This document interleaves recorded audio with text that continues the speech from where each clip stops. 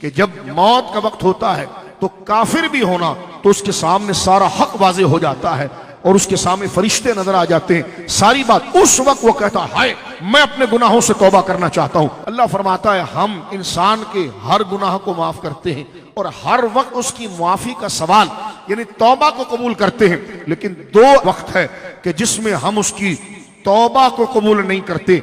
एक, जब वो गुनाह के ऊपर इसरार करे, यानी कोई भी वो गुनाह करे और उसमें मुआफी करने को डिले करे और उस गुनाह को कोई उस नाफरमानी के काम को वो कोई अहमियत ही ना दे। भाई आपसे गुनाह हो गया, अल्लाह से माफी मांगे, बाद में मांगे ना, अभी तो बहुत टाइम है। यानी एक तो नाफरमानी की और उस नाफरमानी के काम को इतना गैर अहम समझा, गोया कि अल्लाह की नाफरमानी के अल्लाह को नाराज किया, फिर अल्लाह की इज्जत उसके जहन में कुछ भी नहीं है। वो गुनाह की बात पर वो शर्मिंदा हो, नादिम हो कि इंसान हो गलती हो गई है, अब मैं रब की तरफ रुजू करता हूं। तो अल्लाह फरमाता जो गुनाह करके उस पर माफी को डिले करता है, इसका मतलब वो गोया के गुनाह को और जुर्म को जुर्म नहीं समझता।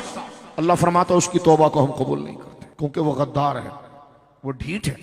और फरमाया दूसरा वो कि जिसे वक्त गरगरा आ जाए, अल्लाह ये वक्त गरगरा ये नज़ा का वक्त होता है जब रूह निकलती है, अल्लाह हम तमाम के लिए आसानी करे, तो हलक से खराटे की आवाज आती है कि जब रूह को खींचा जाता है। और रिवायत में आता है कि इंसान की रूह ऐसे खींची जाती है कि जैसे रेशम का रुमाल अगर किसी कांटों पर डाल दिया जाए और खींचा जाए तो वो तार तार हो जाता है, इस तरह बदन से रूह को खींचा जाता है। लेकिन जो अहले ईमान होते हैं और अल्लाह पर कामिल यकीन रखने वाले होते हैं, वो इस तरह अपनी रूह अल्लाह के हवाले करते हैं जैसे कोई ताजा खुशबू को बंदा सूंघ रहा हो। अल्लाह उनके लिए नज़ा का वक्त आसान करता है। तो कुरान करीम मेरे दोस्तों बुजुर्गों ये बात करता है कि वक्त गरगरा से मुराद नज़ा का वक्त, उस वक्त इंसान के सामने सब हक वाजे हो जाता है।